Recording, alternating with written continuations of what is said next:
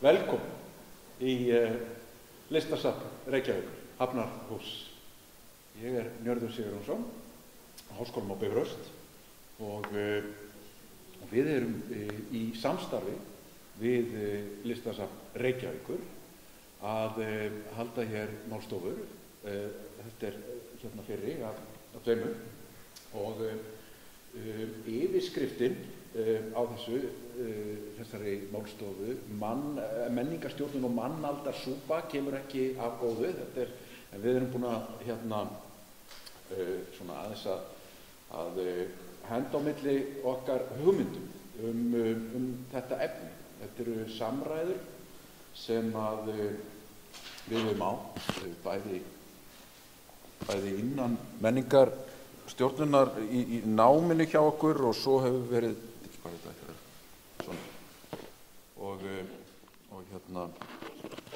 og ýmsu samhengi.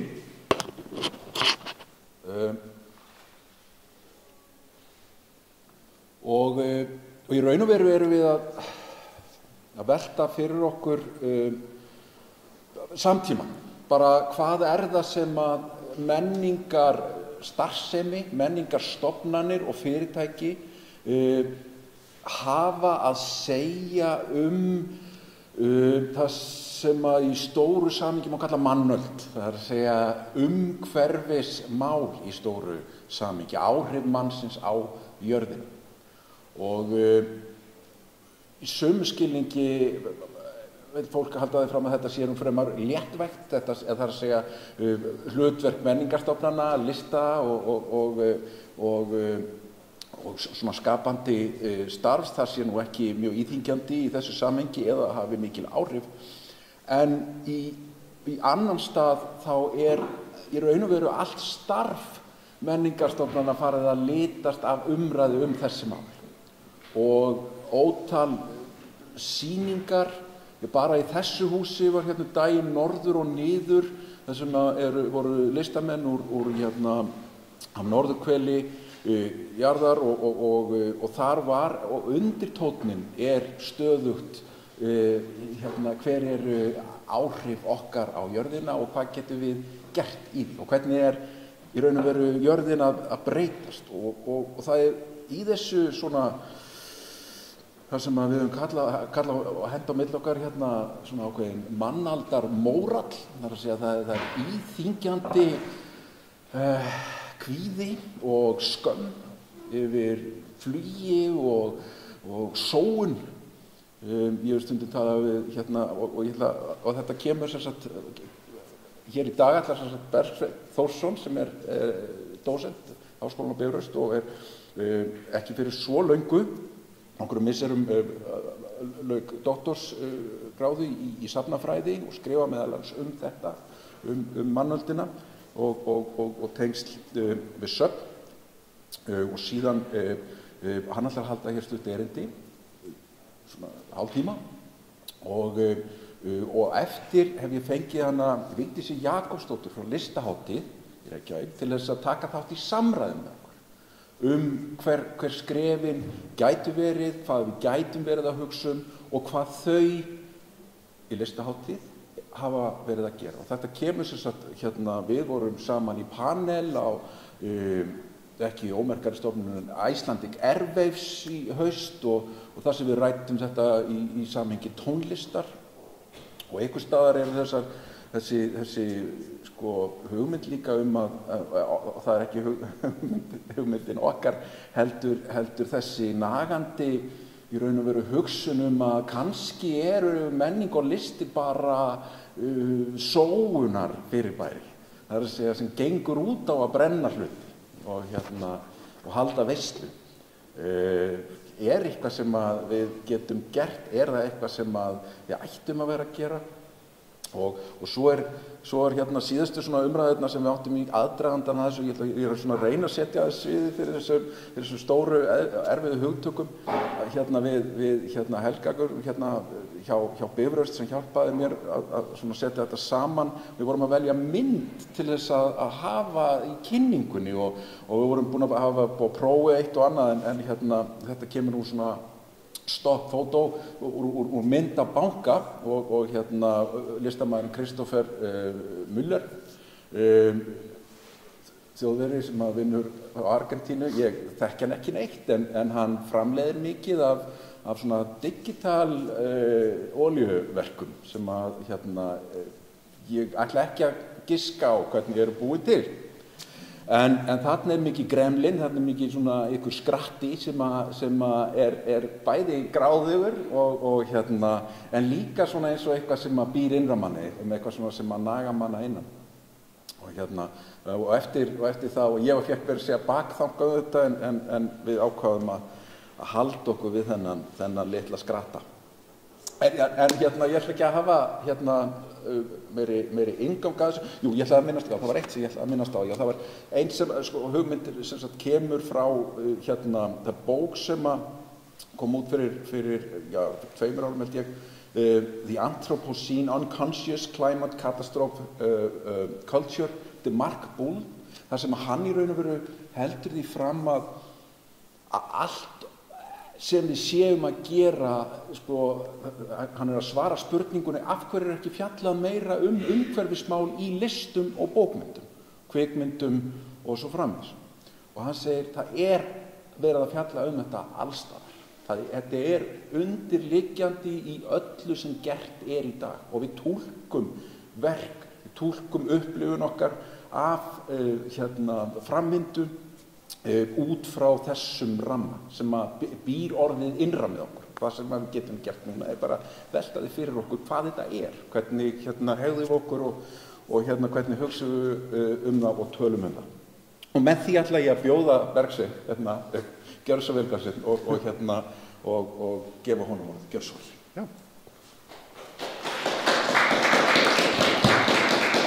Takk fyrir. Takk fyrir Njörður og bara takk fyrir að bjóða mér að vera með. Ég ætla sem sagt að tala mannaldarsúpu og ég ætla að fjalla efniskennd og birtingamyndir loftslagsvár á söfnum. Bara biðja ykkur að ekkert að hræðast þennan títil, hann voða stór og mikill. En þetta sem sagt efni sem að byggir á doktorsrannsókn minni sem að doktorsritgerð sem ég varði í nóvember 2019 við Óslóar háskóla. Þar sem ég var að skoða sérstaklega þetta hugtak mannöld eða anthropocene og hvernig söfn af ólíku tagi eru að nota þetta hugtak eða hvernig þau virkja þetta hugtak í þá sýningagerð, í fræðslustarfi og hvernig í rauninni svona hugtakið og orðræðan í kringum það mótar safnastarf. Þannig að ég tala gjarnan svona virkni hugtaksins. Og ástæða fyrir því að við langar svona kannski leggja meiri áherslu að þetta snýst ekki bara það að skilja þetta hugtak, þetta líka hvaða áhrif þetta hugtak að hafa á ekki bara hugsun heldur líka aðgerðir eða sýningarstarf og þannig að þetta svona svolítið á milli bæði þessar svona skilnings í orðum og síðan í rauninni bara fer yfir í svona efniskennd og birtingamyndir. Þannig að núna sem sagt ætla ég í rauninni að tala virkni mannaldarhugtaksins og mér langar svona að fókusera á þrenns konar birtingamyndir það sem ég kalla þá sögu, ástand og endalok. Þetta ekki, ég vil ekki kalla þetta tæmandi lista, þetta bara svona innsýn í svona kannski flókna virkni þessa hugtaks og svona bara til að byrja með þá langar við bara svona hoppa beint í kannski svona helstu niðurstöður mínar úr rannsókninni, bara mjög svona hraðsoðið að þá færði ég rök fyrir því að við ættum kannski frekar að tala ekki tala bara mannöld, heldur mannaldir í fleirtölu því að þetta mjög svona opið og loðið svona alltumlíkjandi hugtak sem beitt með ólíkum hætti eftir ólíkum aðstæðum eða þá ólíkum söfnum eða ólíkum fólki, ólíkum listamönnum. En að sama skapi er það oftast alltaf rakið svona til sama uppruna.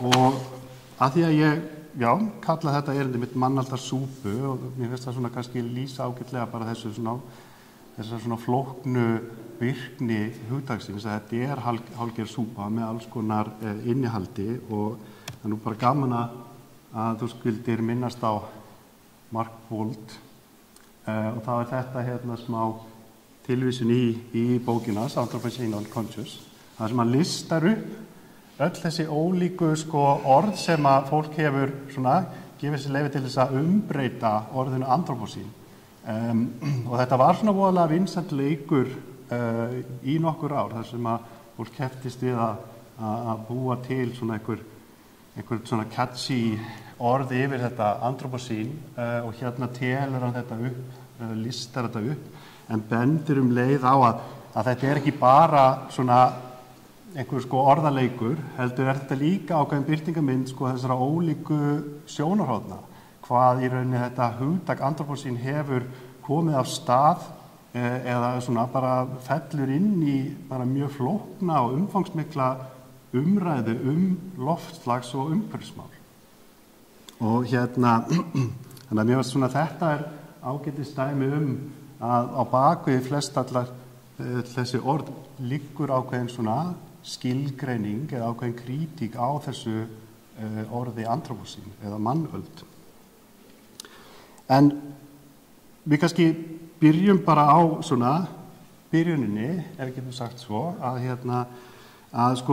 uppruni þessara orðræðu sem er út allt í dag og kemur mikið fram á söfnum, að hún yfirleitt rakin til tveggja vísindamanna, Paul Crutzen og Eugene Stormer, sem að skrifuðu stutta grein árið 2000 sem hét bara Anthropocene, þar sem að þeir færðu rök fyrir því að í ljósi þessa að mannkynið fara að hafa svo gríðarlega mikil áhrif á plánetuna, á umhverfið í kringum sig, svo mikil áhrif að í rauninni að svona aðrir þessir hefðbundnu jarðfræðilegu kraftar bara blikna í samanburði við mannkynið, að þá liggur það í augum uppi að við ættum að skilgreina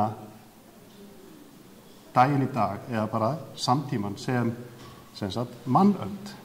Og þetta er sett í samhengi við jarðsöguna og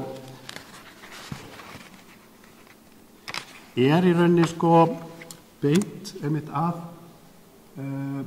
þessu jarðsögu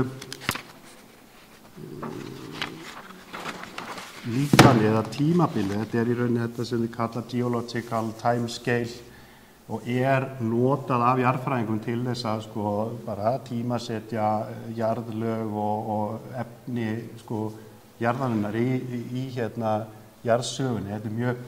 Þetta rauninni mjög svona praktískt tól sem notað og það svona kannski hefur alltaf verið svona litið svo á að maðurinn hafi ekkert að gera í þessari sögu.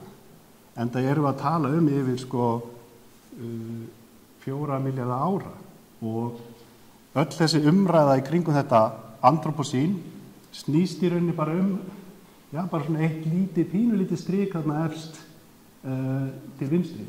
Það er bara, þú greinir það varla á þessum skala.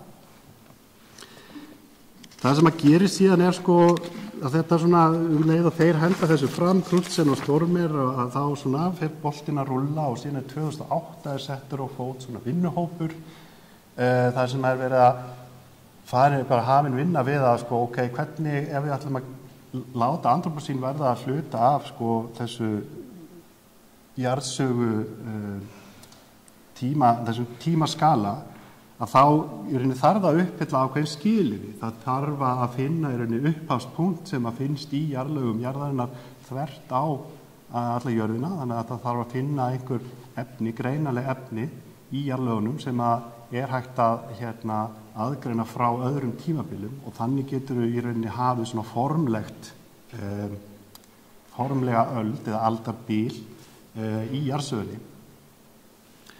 Og þarna 2008 byrjaði þessari vinnu, en þetta náttúrulega mjög svona tæknilegt og flókið og þeir eru ekkert að flýta sér, þessi vinna ennþá í gangi, þannig að mannöldin eða antropocene ekki ennþá orðin opinberlegur hluti af þessum geological timescale. Hins vegar það sem að gerist að þessi umræða, hún fer svona einhvern veginn að dreifa úr sér og 2008 kemur Dipesh Chakrabarty sem sagfræðingur með skrifa grein þar sem hann einmitt að velta fyrir sér þessum tengslum, hvaða áhrif hefur þetta hugtak á sagfræði, hvernig við skoðum mannkynssöguna. Þannig að hvaða afleiðingar hefur það að hugsa þessa 2 tímaskala saman? Hvaða afleiðingar hefur það að við erum allt í einu komin inn í þessa sögu? Og hvernig breytir það okkar skilningi á bara mannkynssögunni? Þannig að það sem ég mun kannski fyrst og fremst tala hér í rauninni hvernig þetta hugtak hefur komið sér inn á svið menningar og lista, hvernig það hefur hver umræðan eða orðræðan í kringum þetta hugtak hefur átt sér stað innan þá félags- og hugvísinda frekar. Og mér finnst það alltaf lögð mikil áhersla á að halda uppi þessum uppruna þessa hugtaks að það kemur þarna frá í rauninni úr jarðfræði. Sú tenging vissulega mikilvæg, en umræðan hugtakið síðustu ár hefur einhvern veginn snúist svo mikið meira.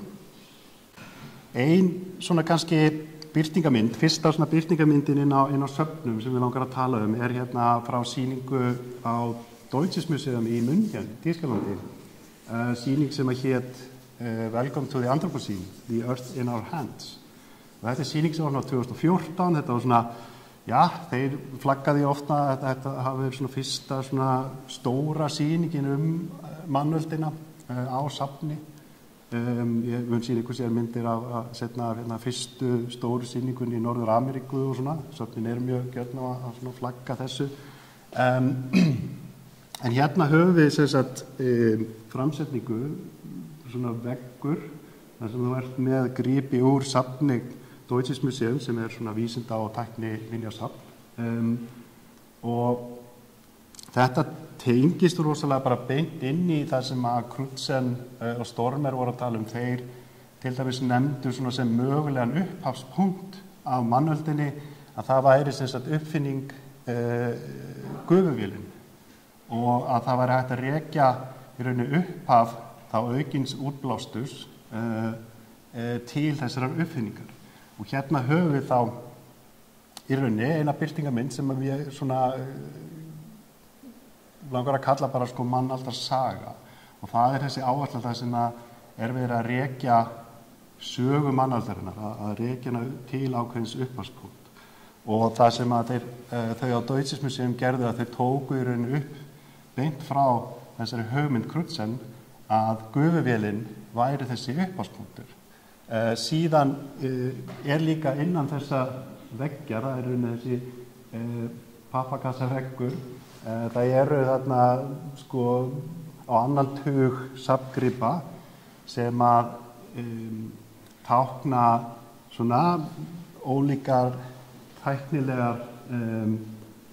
framvindu þá innan landbúnaðar eða upplýsingatækni og allt þetta einhvern veginn tengt miðunni sem að þá gufuvélin. Höfum við þá í rauninni bara skýra mynd á þessari sögu mannaldarinnar, ákveðin útgáfa af henni, því að seinna koma svo inn aðra tilgátur hvar byrjar þessi mannöld, þá út frá í rauninni þessari jarðfræði sögu. Þannig að mannaldarsagan snýst þá að rekja upphaf mannaldar til þá einhvers mælanlegs í jarðlögum. Hér höfum við á Deutsches Museum höfum við þá gufuvélina, við höfum þá útblástur kolefnis, jarðefna, eldsneyti og síðan eins og þetta vísinda- og tækniminjasafn fókuserar á, það í rauninni bara hvert hlutverk frá tæknina, hvert hlutverk framlag tækninar inn í þessa sögu og það sem svona kannski óvenjulegt við þennan vegg að þetta eru sem sagt gripir úr safningninni, þetta sko hefðbundin svona framsetning á gripunum hefur snúist það einhvern veginn að upphefja svona hugvit mannsins við erum færum að finna upp á alls konar tækjum og tólum, en hér þetta sett í samhengi við sko umhverfis áhrif, þannig að þarna strax þegar við komin með í rauninni þessi svona áhrif mannaldarinnar, að við erum svona farin að sko látin velta fyrir okkur sko hver eru áhrif þessara hluta, hver áhrif framþróun tækninnar.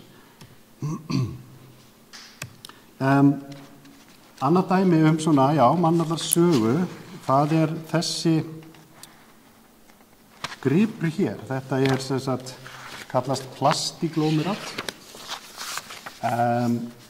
á ensku og svona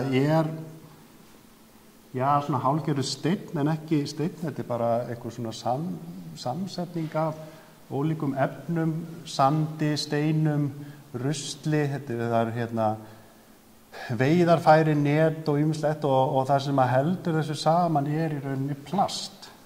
Þannig að þetta gripur sem fannst við Camilo Beach á Hawaii og það talið að þetta hafi í rauninni orðið til við það að fólk hafi farið á þessa strönd, kveikt sér varðeld og svo sem sagt plastrusl í þá efstu lögum strandarinnar sem hefur bráðnað og síðan harðnað og límt saman ólík efni. Fulltrúar frá Museum safninu í Haag, Hollandi, þau sem sagt sóttu þennan grip sérstaklega í tengslum við sýningu sem þau voru að gera sem snýrst heimsmarkmiðin og eru svona myndir sem sýna frá í rauninni ferlinu þar sem þetta var svona sótt á staðinn og síðan var þetta skoðað og skráð og sjáum við bara svona skráningu í safneignina og síðan hér svona hvernig þessi gripur síðan sýndur og að sjá þetta nú og þau kusu það að setja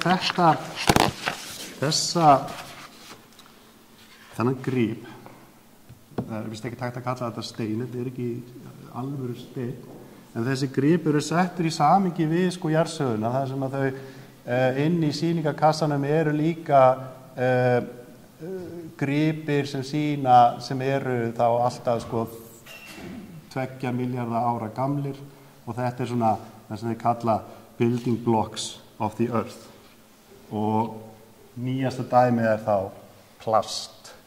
Þannig að þetta svona sýnir okkur mjög skýrt sko hvernig verið að setja sem sagt manninn og hans gjörðir í samhengi við í rauninni bara mjög langa sögu jarðarinnar.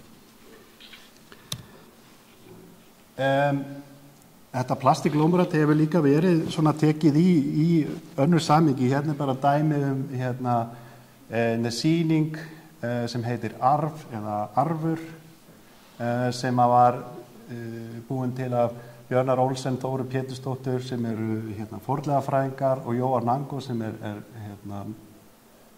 myndlistarmaður og þau bjuggu til þessa sýningu sem heitir Arfur, þar sem verið að velta fyrir sér einmitt sko hvað telst í rauninni sem menningararfur. Getur þetta rusl og ýmislegt sem að finnst á strendur ekki bara Hawaii, heldur líka Noreg og Ísland og bara út allt.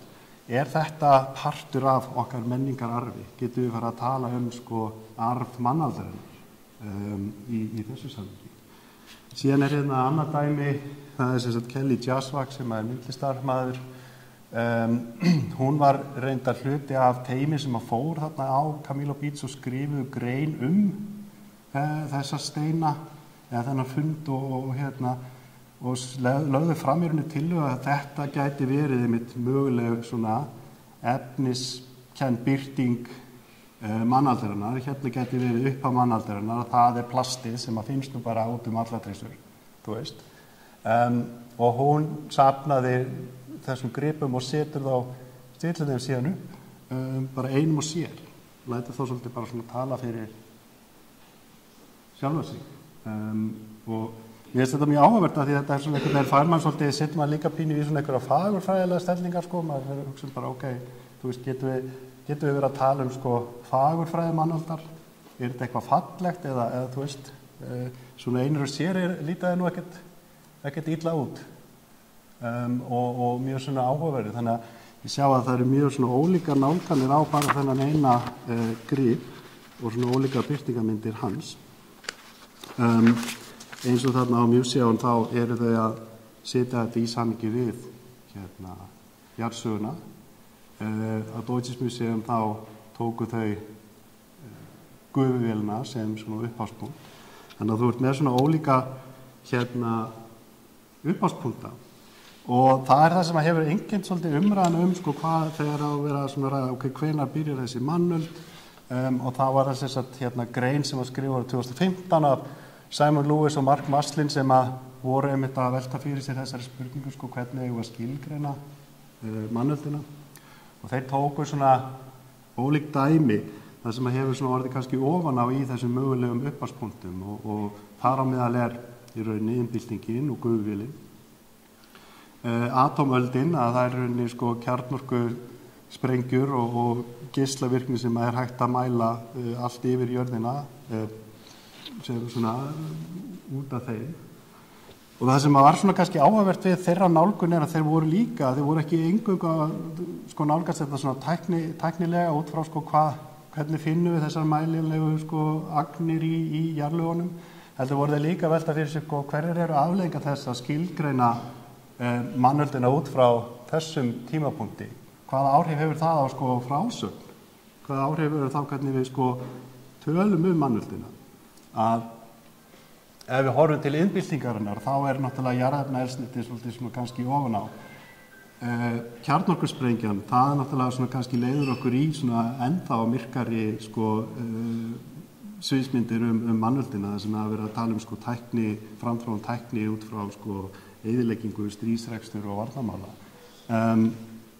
Síðan svona inn í þessa umræði kom innlegg frá Heather Davis og Zoe Todd það sem að þær skrifuðu grein sem var svona svolítið ákall inn í þessa umræðu að við ættum líka að hugsa sko upphaf mannaldarinnar í tengslum við sko nýlenduvæðingu Ameríku, landvinninga þar og tengja í rauninni þessa umræðu við sko nýlendustefnu að þú veist, að með því að gera það þá getum við svolítið varpa ljósi á í rauninni hvað umræðan getur orðið mjög svona Evrópumiðuð, hvað hún er ekki bara mannhverf, þetta náttúrulega rosalega mikil fókus á mannöld, það er svona eins og við séum bara eigum einhvern veginn að stjórna öllu, erum að gera allt og ráðum öllu, að það vildu svona vekja athygli á því að þetta er líka svona tengist svolítið sko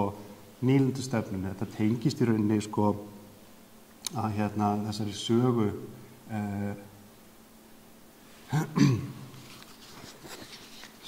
þess þegar að Ameríka var tekin yfir af Evrópubúum og það hefur meiri segja sko það er mælanlegu munur í sko magni kolefnis í andrúmsloftinu frá þessum tíma sem að menn telja hafi verið einmitt vegna þess að fólki var beinist bara slátrað. Það var svo mikil eyðilegging sem fylgdi þessu tímabili að það hafði mælanlega áhrif á útblástur. Þannig að hér höfum við svona ólík dæmi sko einmitt þessa umræðu, hvernig getur sagan sögunálgunin, hún er mjög flókin og það er margt einhvern veginn inn í myndinni, það er margt í húfi í rauninni, af því að sko innbyltingarfókusinn hann myndi kannski horfa fram hjá þessu, þannig að við getum svona, þú veist, hérna höfum við strax dæmi bara 3 ólíkar nálganir sem að segja ólíkar sögur.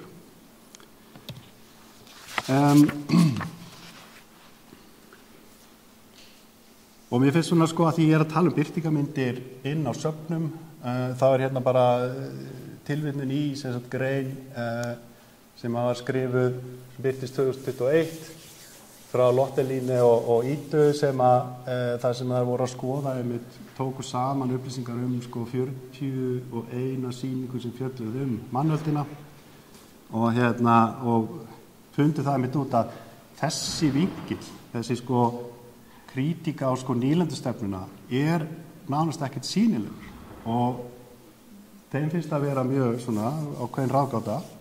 En ég get sagt að þetta náttúrulega eitthvað sem mjög svona umfangsmikil umræða innan safnaheimsins og söfn hafa réttilega verið gagnrýnd fyrir að taka ekki nógu vel á í rauninni þessu sko að afnýlenduvæða bæði þá safnkostinn og sína svona sögu skoðun, sína frásögn á sögunni og svoleiðis. Þannig að það kannski ekkert skrítið að það sjónarhorn skili sér ekki endilega inn í þá sko umræðum umhverfismál.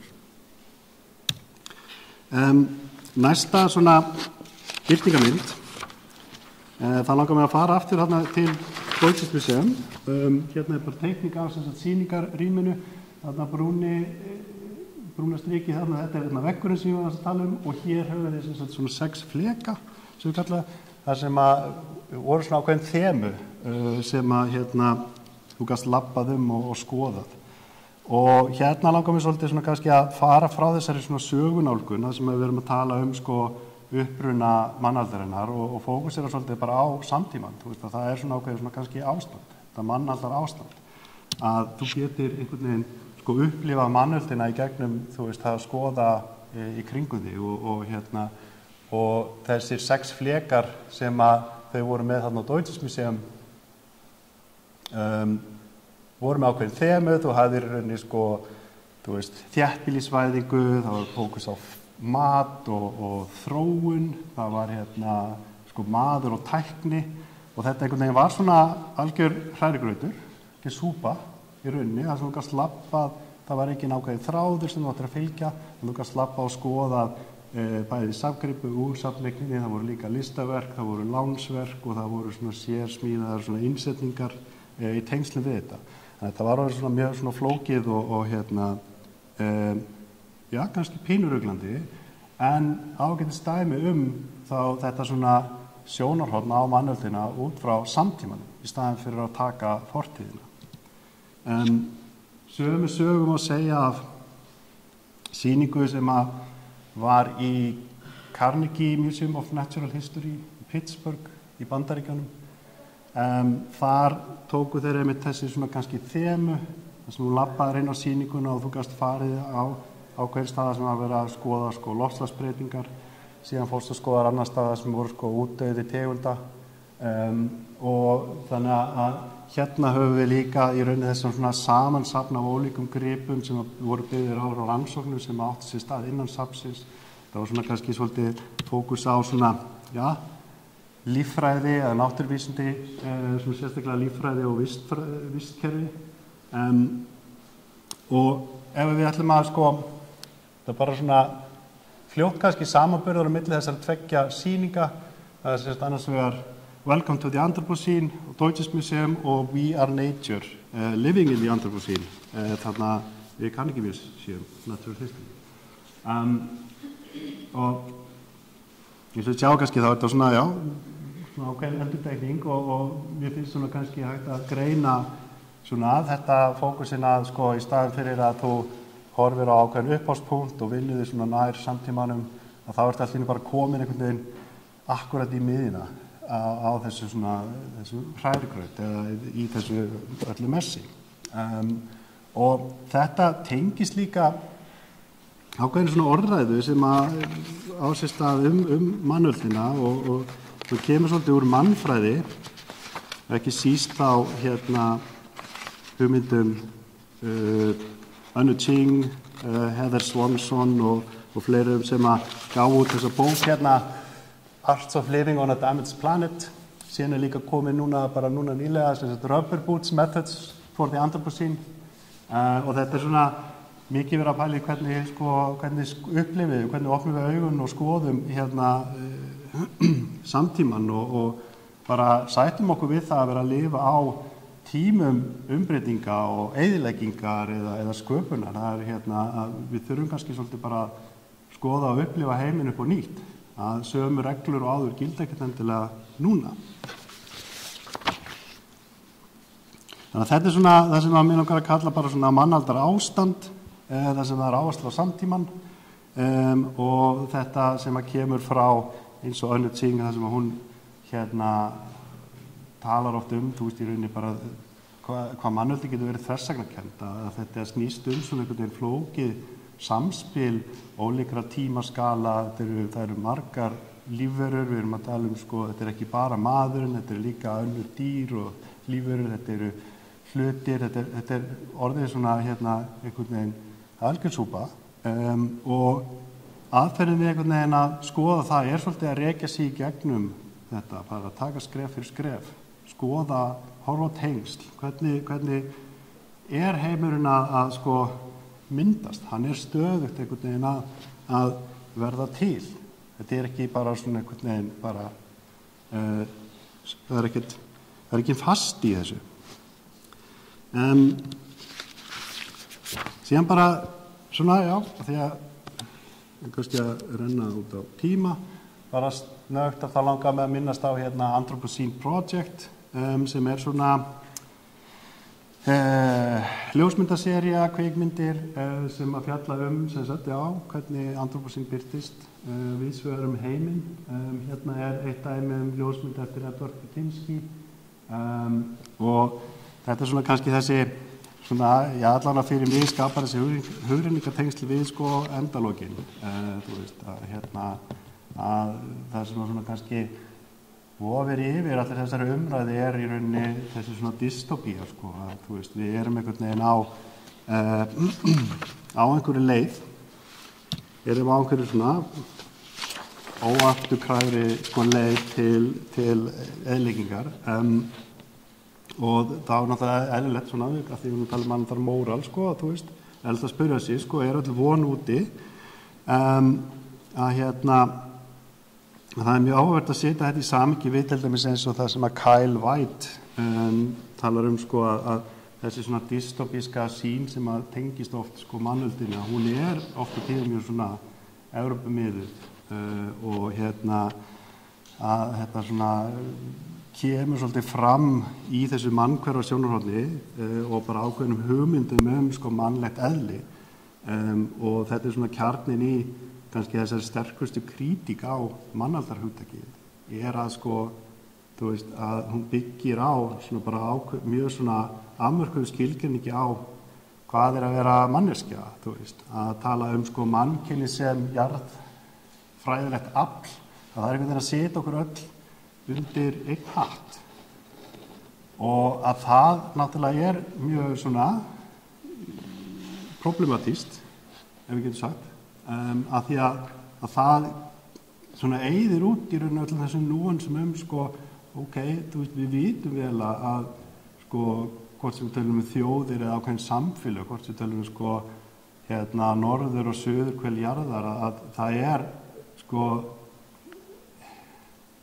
áhrifin eða það sem við höfum gert misjafnt, það ekki allir sem að valda jafn miklum skada og það náttúrulega sem að svona kannski hræðilegasta við þetta að oft á tíðum það þau samfélög sem hafa lagt minnst af mörkum til loftslagsbreytinga einhvern veginn að taka á sig alvarlegustu afleiðingarnar. Og þetta tengist líka svolítið það sem að Joy Sanchez Taylor sem svona vísindaskáldskaparfræðingur, hún hefur einmitt talað fjölbreyttar framtíðir, að það oft sem að það verið að tala að heimsendir svona í vísindaskáldskap að hann hefur líka átt sér stað alls staðar. Dystopían víðs vegar heiminn nú þegar og heimsendir hefur átt sér stað víð heiminn. Þannig að þetta svona brýtur svolítið niður þessar svona global hugsun mannöldina.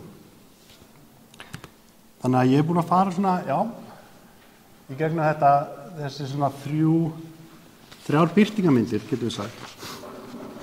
Og þetta getur, það svona misáberandi þá innan safna. Ég tekið bara mjög fá dæmi þessar birtingamyndir í sögnum, en svona kannski líka pínu að reyna að fanga þessa umræðu sem gerir þetta hugtak svo umdeilt í rauninni. Það að þú veist, en á sama skapi líka svolítið svona kreatíft eða þú veist, að það einhver sprengikraftur í þessu sem kemur þessari sko orðræðu af stað.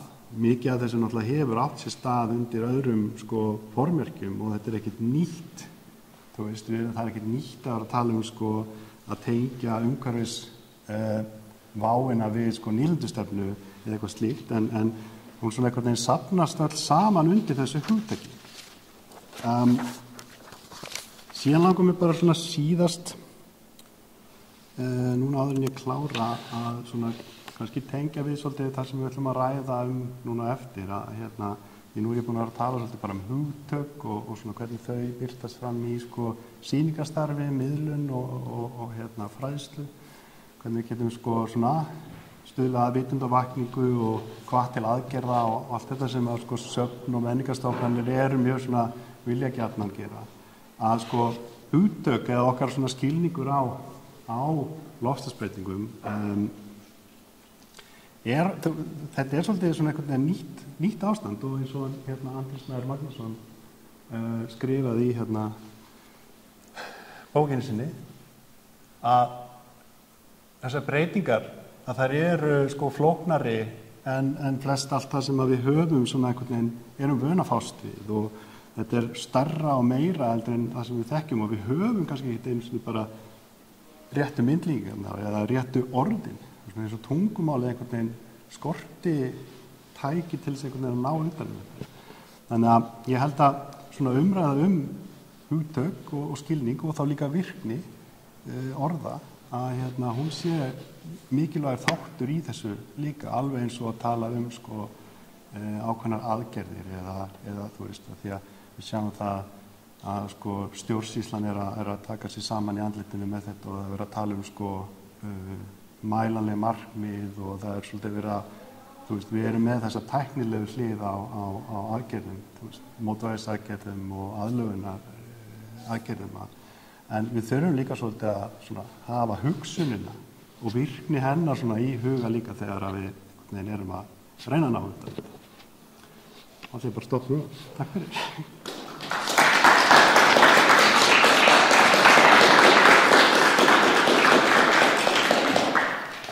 Takk fyrir þetta.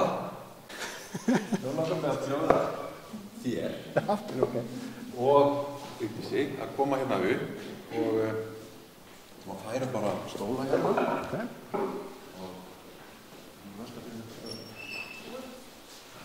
Takk fyrir þetta, Bergsveinn, og takk ykkur aftur fyrir að koma.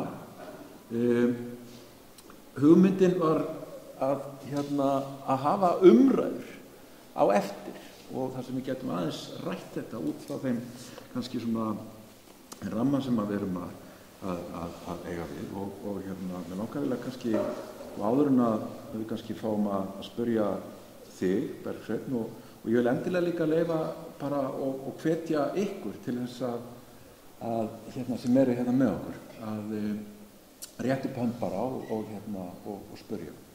En mér langar kannski að spyrja og bara bjóða þig velkomna. Takk. Og spyrja kannski bara, þetta er kannski svolítið svona stór spurning sko. Það er alveg búin að eiga orðið við mig fyrirfram sko, þetta mætti ekki vera of, mætti ekki biðja of mikið sko. En ég veit að þið hjá eins og flestum stofnunum og flestum rekstri á okkar sviði hafi verið að velta málum fyrir ykkur varðandi meðal annars kolefnisfótspor þess aftar og þetta bara leyfa þér svona kannski að bara segja okkur hvað hafið þið verið að hugsa Listahátíð Reykjavíkur.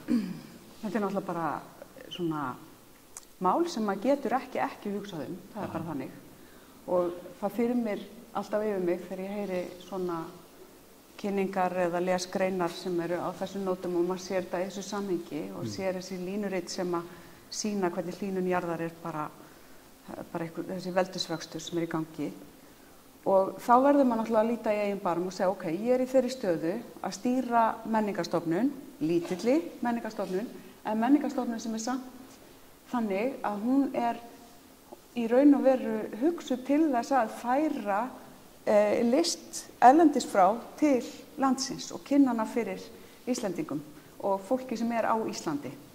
Og það bara skýrt hlutverk hátíðarinnar. Og sem alþjóðleg listahátíð á skeri í Norður-Atlantshafi sem algjörlega háð flugsamgöngum ef við ætlum að koma með eitthvað hingað, það þetta náttúrulega bara eitthvað sem við þurfum bara, við þurfum bara að takast á við og ræða og meta.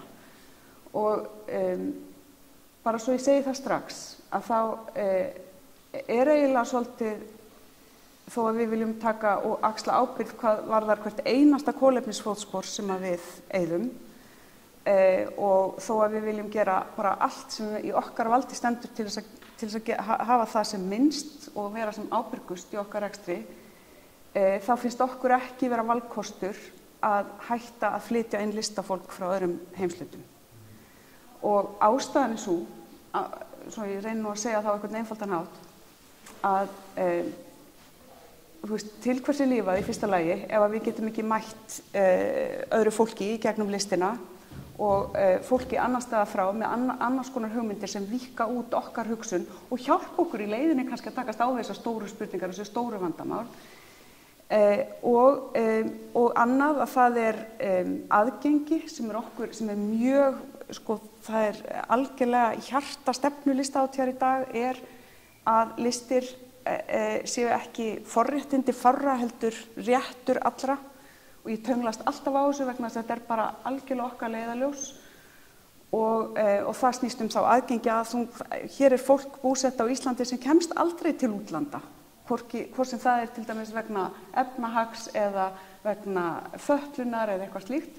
Það bara vegna öldrunar, þú veist, það bara fólk sem treystir sér ekki til þess að ferðast og þau eiga líka rétt á því að fá að sjá eitthvað að minnsta kosti af því sem að gerast út í heimi. Þetta eitt atriði í þessu.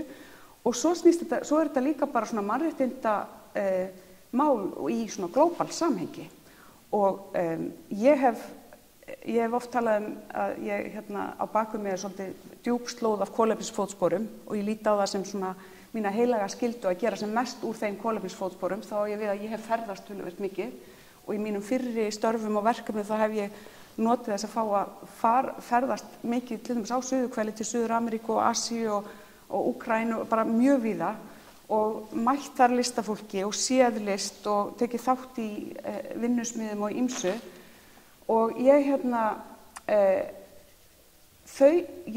þess að ég hef notið þeirra forréttindi, þá hef ég kynnst og horft í augun á þessu listafólki sem hefur ekki átt neitt séns á því að koma sinni list inn í eitthvað annað samhengi.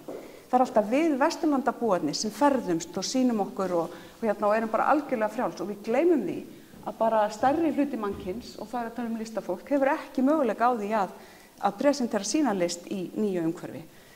Og allt byggir þetta, og þetta svona aðgengi, þetta með þessi global svona, bara hreyfanleika annars vegar frá norður til suðurs og suðurs til norðurs, þetta aðalega það. Og svo bara þetta í raun og veru að trúa virkilega á það að listin sé í raun og veru kannski stóri lykillinn að því að við leysum þessi mál og til þess að og í því felst að sjá eitthvað sem kemur annars staðar frá en ekki bara vera í okkar vestræna bergmálsklefa endalaust. Ok, nú erum við að halda þessa ræðu, en við erum samt að taka mjög afdrifarík og stór skref til þess að reyna að vera grænn í öllu okkar starfi. Og það að gera minna, að hver heimsókn skilji meira eftir sig, tengja betur og ég get farið dýpra ofan í þau skref svona. En þetta nú svolítið svona, kannski, þessi svona stóra hugsun í þessu. Ef við tengi, það sem að Bergsveinn að tala þennan, þessa undirliggjandi hugmyndir sem eru svona margþættar, getur verið þetta sé skapandi kraftur? Eru verk eða tækifæri eða skapandi kraftur sem að brenna jörðina, meinarðu? Sem að tengist þessari mannald og þessu mannaldarmóral. Mér dettur bara í hug verki sem var hér inni til dæmis í Sjokklinter? Nei. Nei, ég er að hugsa verkið sem hafa verið á Tvíæringnum og í Sandinum. Já, Sun and Sea sem var á Listahátíð, já, sem var í stóra rýminu já, einmitt. Það er einmitt, það er prýðilegt dæmi það hvernig reyndi á þessa stefnu okkar og þessa sýn. Þetta er stórkostlegt listaverk, bara á einhverju svona í allra besta klassa. Það þurfa ansi margar manneskjur að ferðast. Þetta er hins vegar svo þægilega nálægt þannig að segja, þetta er ekki að koma frá einhvers staðar langt þannig að segja, þetta er frá Litáen sem er ekki of langt frá, en verk sem fjallar hvernig við erum að fljóta sofandi feigðarósi í loftslagsmálum. En það krefst samt að það ferðist 20 og eitthvað manns á milli landa til þess að sýna það.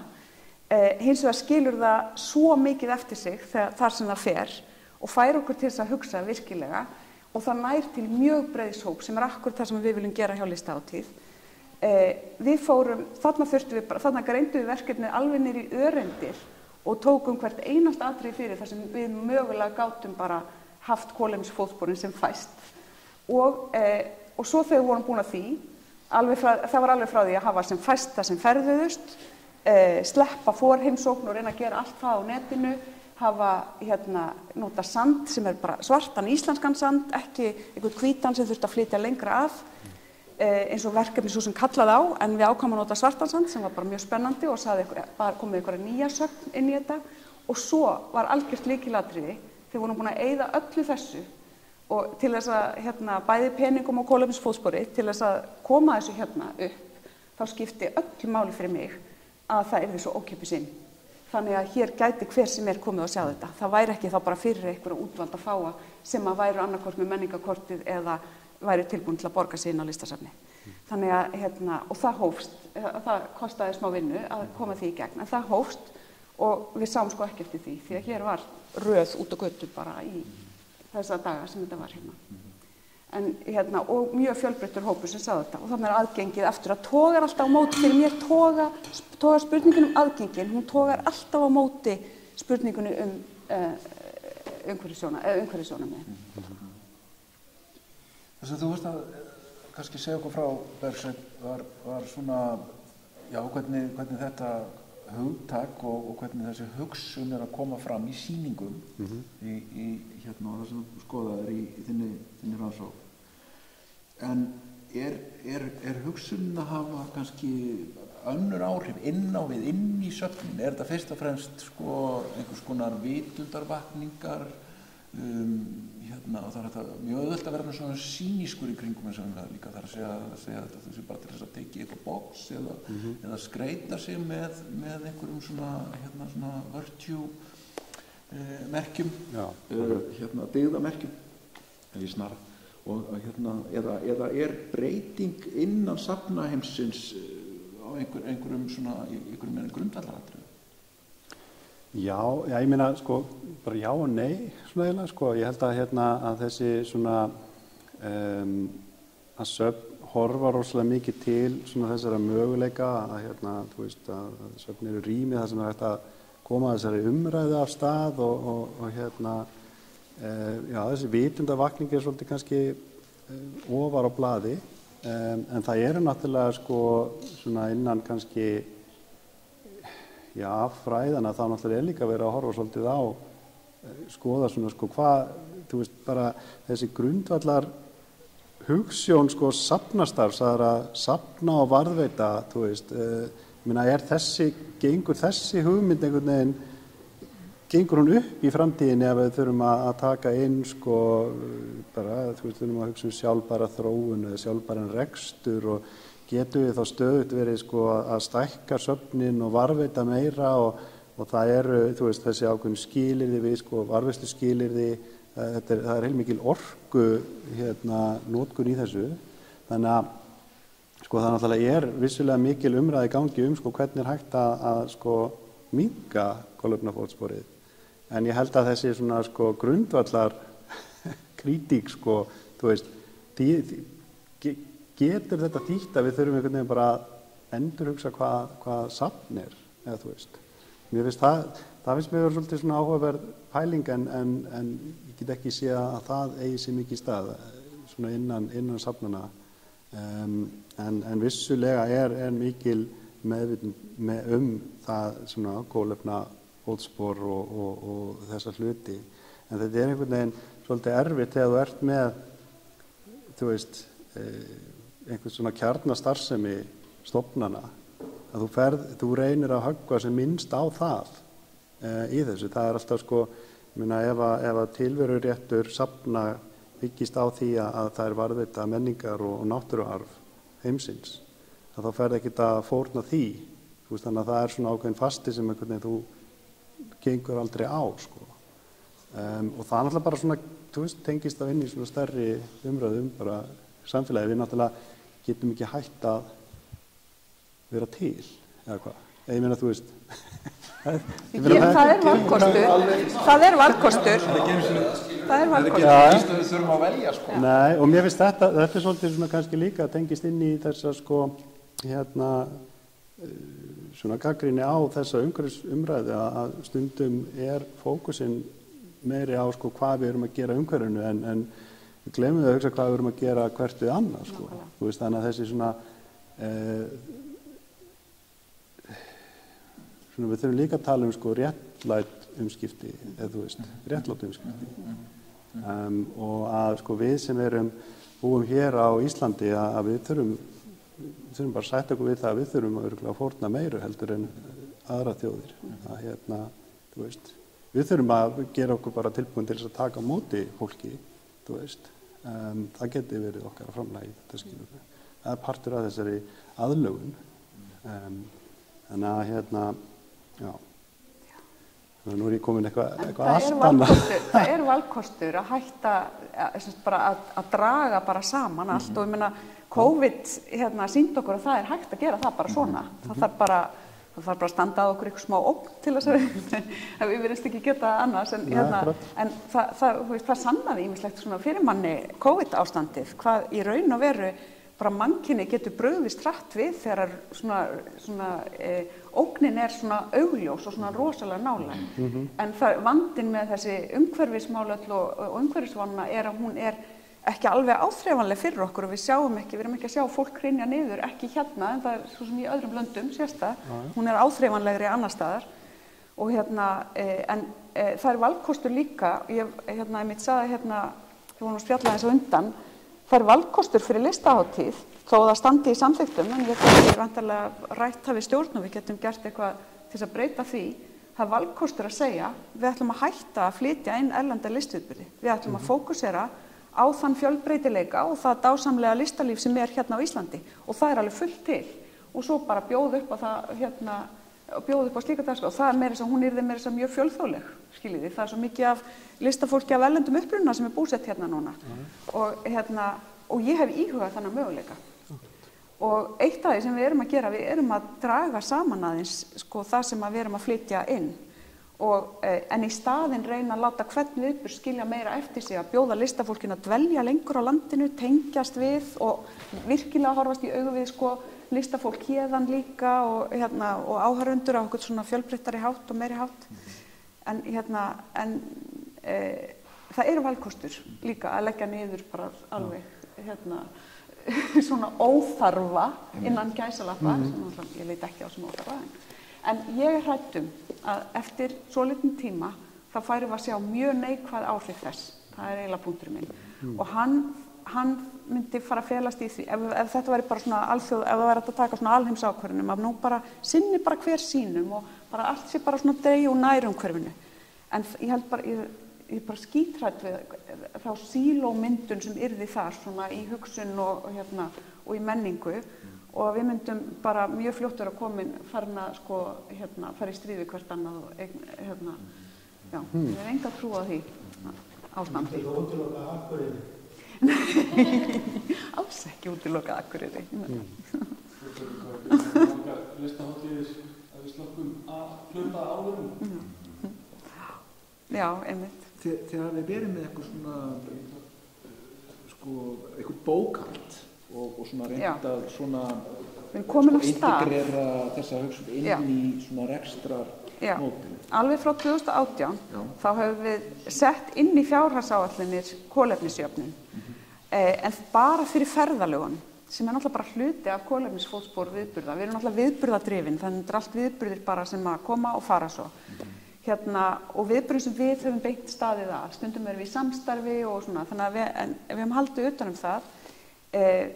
Ég veit, ég átti frábært samtal grænstefnur við manneskju sem sett hjá Edinborgarhátíðinni, alþjóðlegu Edinborgarhátíðinni og hún sagði, það að segja hátíð sem svolítið svona sambærileg við listahátíð margt og hún sagði að þau eru farin að setja sér kolefnisbókhald og halda kolefnisbókhald og eru þá með til dæmis og ég veit að það komið að stað í Hörpu einhverju svona útreikningar hvað kostar þau eru farin að gera þetta fyrir ráðstefnuhaldi hjá sér og það alveg og mér skilst að Svanhildar sé ekkert mál að fara yfirfærið yfir á bara viðburðahald almennt bara hvað kostar að keyra Eldborg 1 kvöld með fyrir fullum sal og svo væri framlengingin á því hvað meðal gesturinn að eyða mörgum kolefnissporum til þess að koma á staðinn og þá ertu komið svona heildræna sýn á því hvað raunverulegt kolefnisfótspori eða þannig og það sem að þau í Edinborg eru farin að gera þau eru farin að taka þetta svolítið langt og þau eru farin að halda bókhald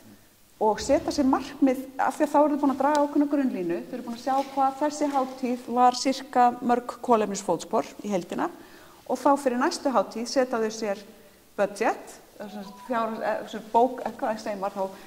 kolefnisáætlun sem þá lægri þannig að þau stefna alltaf lægra eins og bara þau sé alltaf að spara og þetta finnst mér svolítið til fyrirmyndar þessi hugsun bara líka bara horfa ekki fram hjá því að þetta alltaf að kosta eitthvað Ég held að það sé bara einmitt mjög gott að nálgast þetta út frá einmitt bara sömu forsendum og gerir bara kostnaðaráætlun að þetta náttúrulega ákveðin kostnaður sem þarf að taka í reikningu. Svo eru hátíðirnar í Evrópu í svolítið vanda með þessa kolefnisjöfnun sem við erum alltaf að heyra og það eitthvað grænþvott sem í því felst kannski.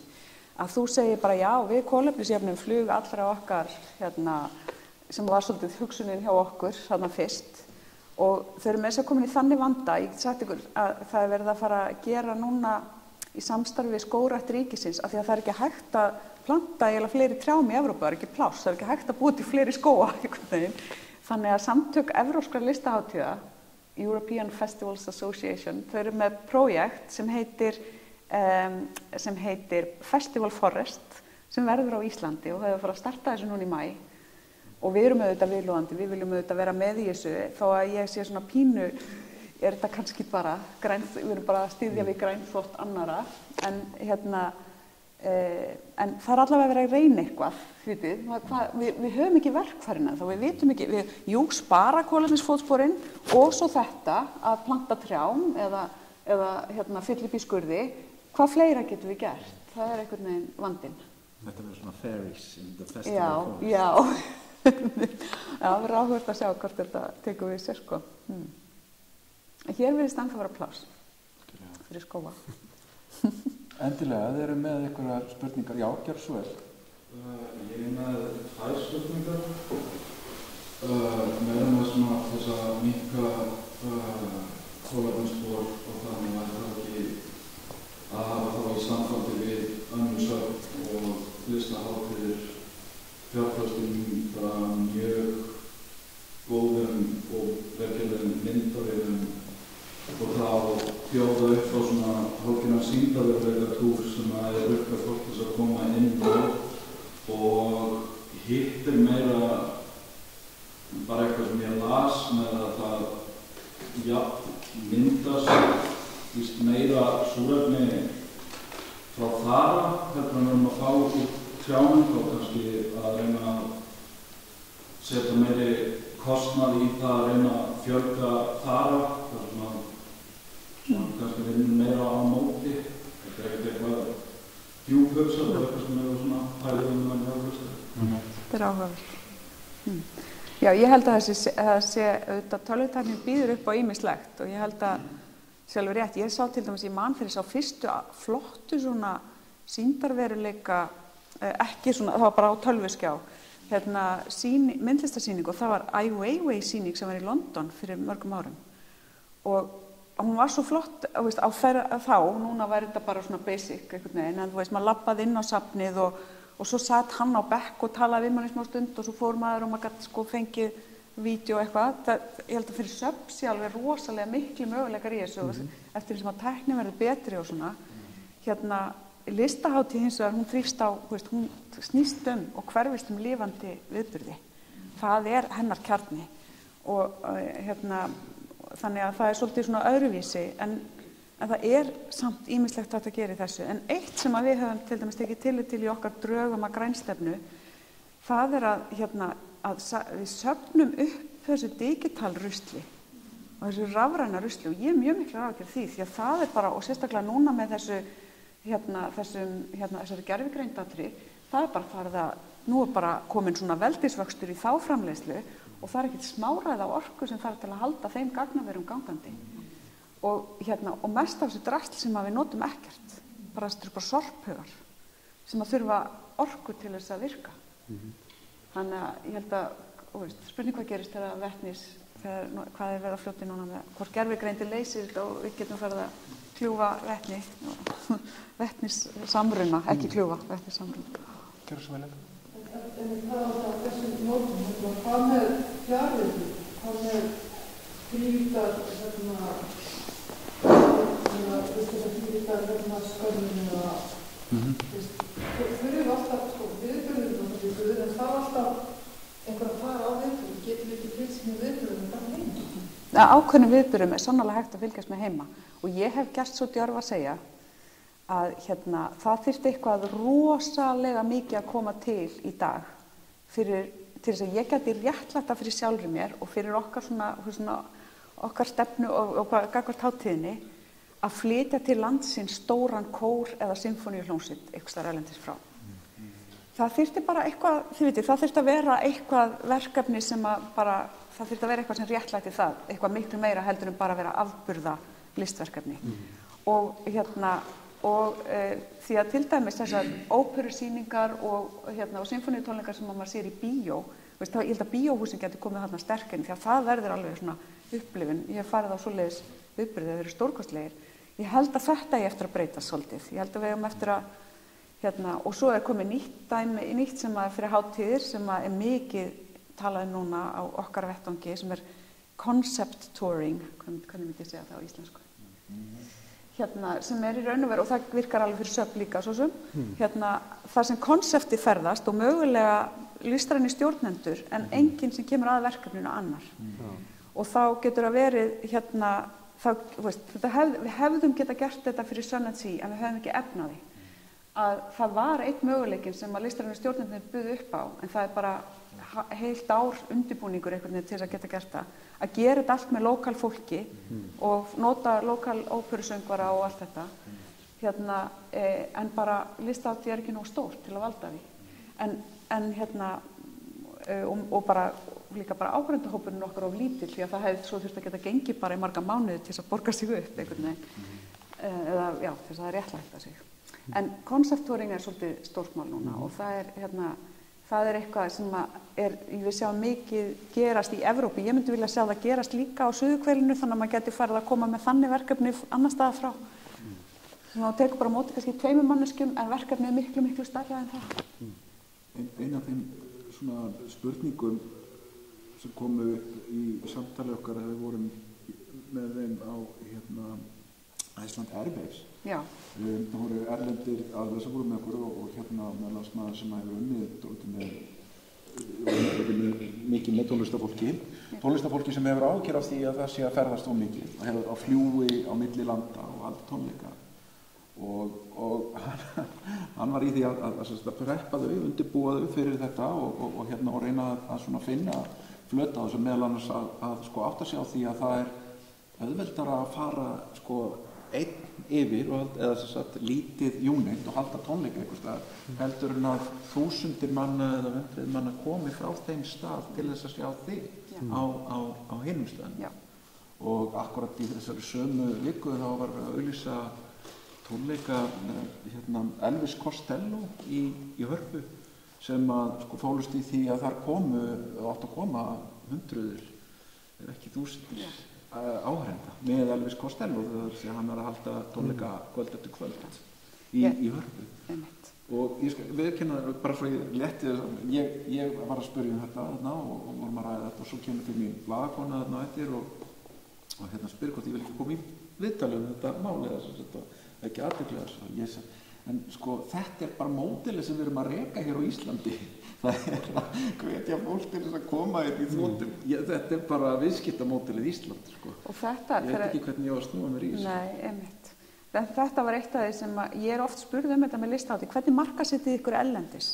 En við gerum það ekki. Vegna þess að listahátíð einmitt fyrir bara fólki sem á Íslandi.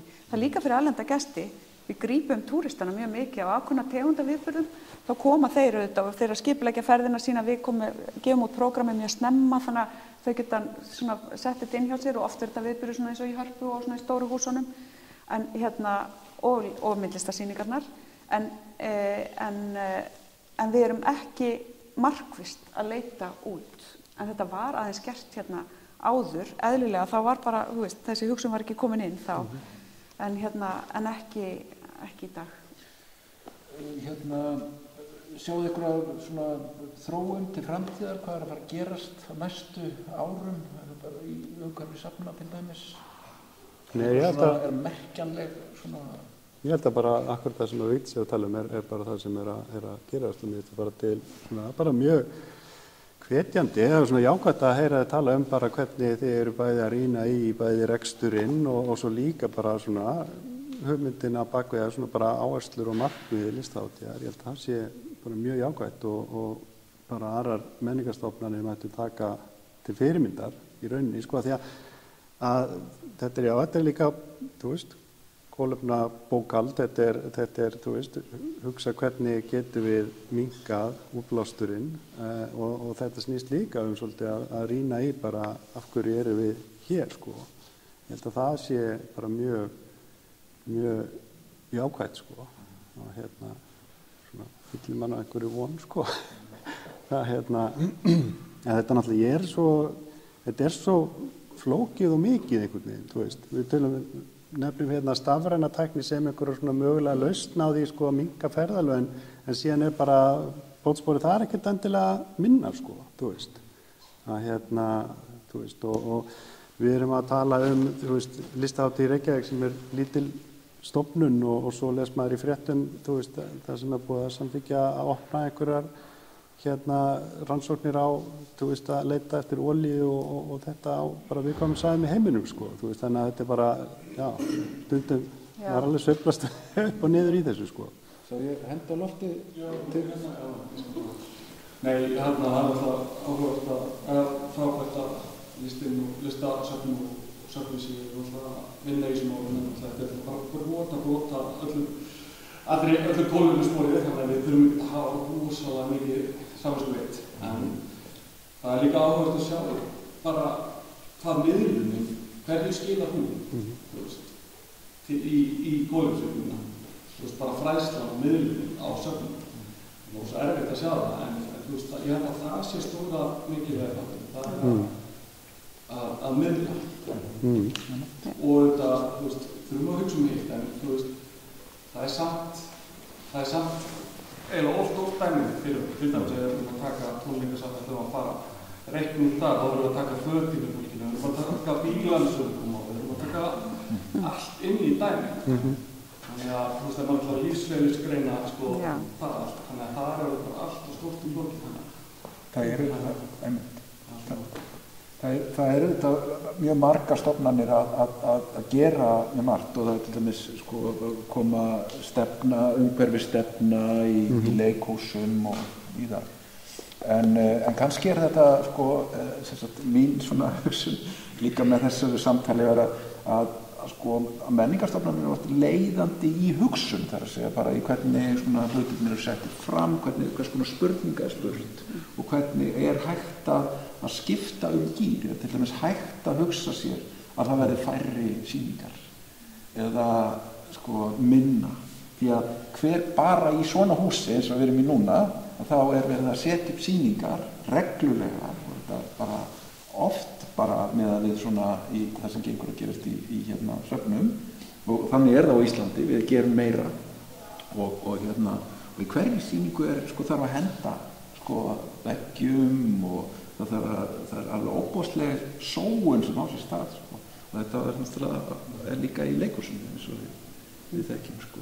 Og þannig það sko kannski spurningin, getum við hægt á, það veruleiki sem hægt að hugsa sér?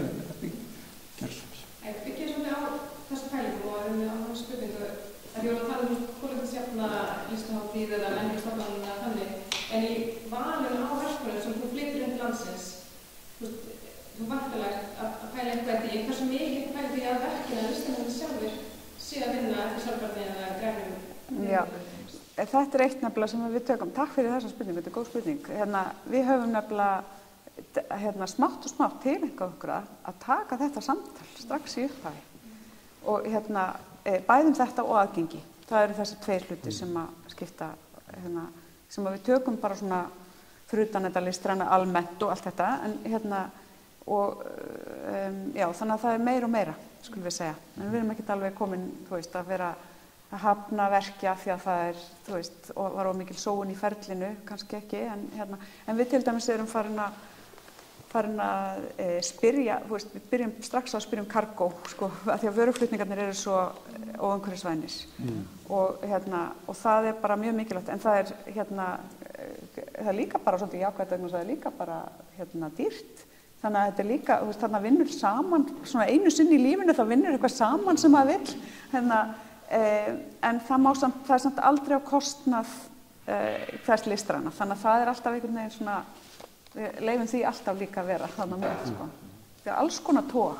Já, mér fannst aldrei áður, þú veist að tala sko að listin, hvað segir maður, staldraði lengur við, þannig að koma til utan frá, og við nákvæmlega bara, af því að það maður vil náttúrulega sjá það mjög gæti, að listamenn sem að koma hingað, hvort sem við erum á listahátíð eða koma í gegn einhverja verkefni, að það leiði til einhvers, að það hafi semst einhvern framhald. Akkurat. Og það semst sprett eitthvað hér í þessu nærumhverfi sem að hann eða þessi listamenn koma og gera. Og mér langar bara aðeins til þess að benda á komu Serra, Richard Serra, á listahátíð með marklöngu og hann, ekki til þess, að þá kemur hann í rauninni til þess að skapa listaverkja sem að er hér og verður bara sem við njótum enn. Já, og það er eitthvað, sko, það er eitthvað í þessum dúr sem að manni finnst eitthvað við vera algjörlega í anda þetta með kolefnissporið og allt þetta og líka þetta sem að maður náttúrulega vill gjarnan og veit að og þannig að það sem að menningin og listin gerir, hún eflir hvar sem hún kemur og það að einhvern veginn að hún geti skapað út frá sig, hvetur aðra hér í þessu tilfelli til þess að skapa. Ég held að mér finnst þetta vera eina svona þetta fallega í þessar hugsun sem við höfum að ræða hérna við erum það náttúrulega. Við tölum að fara hægar og dýpra. Það er svolítið svona catchphrase-ið að fara hægar og dýpra og þetta með miðlunina, maður langar líka aðeins að pikka upp á því, ég held að það sé líka frábær punktur í þessu og það er annar frasi sem við höfum notað sem ég á nú ekki en var komið upp á stefnumótunarfundi sem við vorum með frá þáttakanda þar sem talaði að sko menningarfótsporið þyrfti að minnstakosti að jafna kolefnisfótsporið og helst að vera dýpra. Og það er bæði miðlunin og þetta samstarf og þetta sem listafólki skilur eftir. Þetta vera, af því að við getum ekki tekið burt kolefnisfótsporið alveg, við verðum að mætast í listinni. Það er hér líka. Já. Við erum á listafleikir sem voru að lögða með sýningu okkur á Klarvarstöðum og það voru dreifir sér á ásmynda Óskortum og svo það er líka síðast í enda af Óskorti sem listafleikir okkur myndi gefa út. Það er alltaf að byrja þessum enda sem er ekki var valið, það er sko hljóti ekki bara áfram í að fá alltaf Óskorti húst í með tímundum og mikilvæg með symfóníunum, ég var að vera með pappírspróflög, með óperuna sem ég var að finna stóra leikskraf, mörgum myndum og svona. En á einhverju leveli er kannski, þetta er rosalega eins og það heimir að tala hvað svo lítið fótspor er. Hvað eru svona pappir pappar sem var pappir pappir í öllu samvíkjum?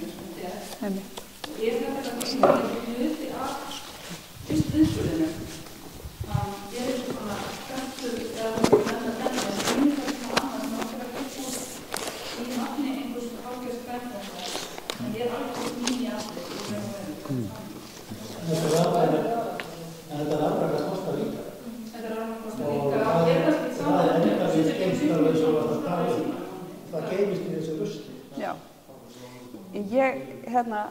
Við erum hér, sko. Og þetta, ég hef alveg fengið svona glósur, þú veist bara, er þetta ekki barn síns tíma? Já, hvað er þetta? Listahátíð er haldin annað hvert ár og það er bara fullt af fólki og þarna aftur kemur þetta tóg með aðgengið. Við eigum, það er svansvottuð prentsmiða, þið vitið, það er prentsmiða sem prentar á sem umhverfisvænastan hátt á landinu. En við gefum ekki afslátt af þessu, vegna þess að já, þetta er hluti af upplifinu, þetta er hluti af þessu öllu, en allra mikilvægast er að það er bara stór hluti, miklu stærri heldur en við áttum okkur á, sem var bara mjög erfitt með að sækja þessu upplýsingar á netið. Og það eru alls konar ástæður fyrir því. Og ég segi bara fyrir sjálfa mig, mér finnst miklu þægilegra ef ég er að skipuleggja hvað ég ætla að fara að sjá, að handfjalla þetta svona, en þetta er líka aðgengi fyrir bara fólk sem er alveg tölvulæst líka. Og við ætlum að gera þetta aftur á næsta ári. Við erum ekki að hætta þessu. Og þetta er heimildumhátíðina líka í leiðinni, þetta er fyrir listafólkið, þetta dýpkar þeirra upplifun af því að hafa verið á hátíðinni og gefur þeim eitthvað til þess að taka með sér líka. Þannig að, ég bara með þér þarna. En svo spara það sem er það sem meikar sens að spara og taka burt það sem þarf ekki að vera. Góð punkti að það var náttúrulega þetta sem að mætir þetta concept touring frá listafólki hingað og búið til verki. Einhver sveitarfélög hafa gert þetta fyrir mörgum árum. Ég veit að Smeljar gerði þetta og það eru ýmisverk sem er enn, alveg frábæra verk sem er í umhverfinu. En ég er spáði varðandi sjáum við eru fleiri listamenn að búa til verk sem sagt með þessum formerkjum að tengslu við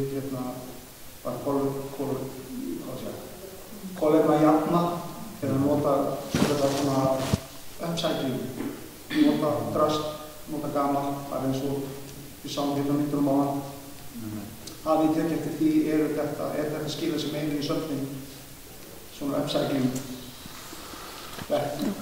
Já, ég geti svona svara þessu kannski bara út frá minni eigin reynslu af bara samstarfi við söfn og þá síðustu árs út í Nóri og þar sé ég einmitt að það er að aukast að það fór orðin hluti af sýningargerðinni. Nú ætlum við bara að fara, við fara inn á Finn sem er svona síða sem við erum að gefa ýmislegt og svo farið við líka í þetta sem er sambandlegt eins og hirðinum hér og svona og það er í auknum mæli verið að nýta þetta í staðinn fyrir að byggja bara alveg nýtt. Ég þekki það bara ekki alveg nógu vel hér en ég veit að það er svona umræðan er að fara af stað og þá kannski innan menningarminjasafnanna. Ég veit ekki hvernig er eins og hér til dæmis það sem að það er náttúrulega uppsetning á verkum er náttúrulega svolítið bundin við í rauninni hvað listamaðurinn svona bara fyrirmæli listamanna og slíkt þannig að Ég með dæmi það. Við vorum að vinna með borgarsögusafninu á þessari sýningu. Það var bara svona markvisst, þá bara notuðu við allt sem það var til. Það voru til varpaðar í húsinu og spilaðar. Það var ekkert leikt eða gert. Það var þennt, en það sem dæmi, það var alveg, það var bara svona meðverð. Ég vinn sjálfur í svona uppsækjum og það gamalt og finn ykkur til setja nýtt samhengi og svo var það ekki búin að kaupa það og það kom upp verk sem annars var bara einhvers staðar mikið út í horni eða öðlega út í svona. En ég bara veit hvort að þetta verður, ég veist að þetta verður krafa eða eitthvað svona kannski ábending til listafólks, ég varst kannski það. En svo líka spurning, þessi sölumöguleiki, já, hvert neikvægt. Þú veist að tala það og spurðir listamenn að fjalla þetta eða söfn. En þetta er kannski neikvægt, þetta er kannski ekki söluvænlegt, fólk vil ekki, að því við veitum líka listaverk er ofta ádeila á samtíma og þá getur kannski það ætti náttúrulega að vera til mörgverk sem það er ádeila á svona mengun og fólkspor, en það er kannski lítið. Þau eru ansi mikið. Já, það er mikið tekið. Maður hefur heyrt mikið í tónlist, en maður kannski ekki sé mikið svona ábyrða í menningu. það er heilmikið og hérna bara, sko, þú veist, maður er svo mikið hérna móra að maður segir frá því maður fara sko á tvíæringin í Feneyjum, sko, þá er það bara svona flogið þangað og hérna, það er hérna, sko, annarkvært bara verk og skáli bara fjallar mannöld í þeim skilningi með þó þetta líka tenginga við hérna koloniseringu og það en sko það er þema sem maður séð á sem kosti sko 2 síðust ára og svo fer maður út og það eru aðra sýningar hérna bara sko við hliðina sem að þetta er eiginlega aðalatrið og við sjáum það bara fjöldamarga sýningar þess og bara hér í Listasafni Reykjavíkur maður verið tengdar þessu hérna við vorum hérna Wilson og Snæfellsdóttir voru hérna daginn. Ég vil nú nefna bara að því við erum 34 Já. Að hérna við erum mjög meðvituð þetta í okkar sýningum og vorum einmitt að frumsýna söngleik sem svona ákveðikenndur varðandi sólun og annað og það voru listamenn mjög meðvitað líka bæði, í búningunum þá voru þeir að miklu hluta endurnýttir. Þannig að bæði okkar leikmyndarhönnur og búningarhönnur og aðrir eru að reyna að koma til móts við þetta og vera með þetta. Og þá komum við einmitt að þessu líka sem þú nefndir hvað erum við að fjallfella listræn gæði eða eru mat okkar og meðvitum gæði er það kannski að breytast. Gæði er fólkin í því að vera Akkurat, já. Akkurat, ég ætla einmitt að bæta þessu við. Þetta er mjög svipað og ég ætla að segja einmitt með hérna að við séum sko, ég held að öfugt, fyrst þegar maður fór að sjá þessi verk sem maður var að vera að upcycla, þú veist, var að vera að hérna endurnýta upp og gera eitthvað smart úr og búa til leikmyndir úr rusli og búa til myndverk úr gamlum plastpökkum og eitthvað svona, þá var þetta alltaf svona eins og svona smá gimmick eitthvað, en núna er þetta bara svona samofið inn í praxísinu og þetta er ekki lengur aðalatrið, þetta er bara listafólk er bara að fara að hugsa svona miklu meira og við sjáum þetta er ekki eins áberandi kannski en hugsunin er til staðar. Mér finnst það svo töff. Ég held að það sé eitthvað svona merkjum að við séum að komast á eitthvað svona heilbrigðari stað með þetta. Sko þegar ég er að vinna mín verk þá er ég bara að hugsa þetta upsækling heldur líka að sál í þessu. Já, einmitt, það er gæði í því, já. Já, akkurat. Já, akkurat. Nú er klukkan orðin og hérna ég bara þakka ykkur kærlega fyrir að koma. Þetta er sett hérna menningar móral við hliðina margbreytileika móral og menningarnáms móral og öllu því sem það þarf að ágjöra af listastofunum. Já, hann næg að taka. En hérna, ég vil þakka ykkur kærlega fyrir í dag og bara sérstaklega fyrirlesurunum og hérna, og sérstaklega gestum. Sérstaklega gestum. Takk fyrir.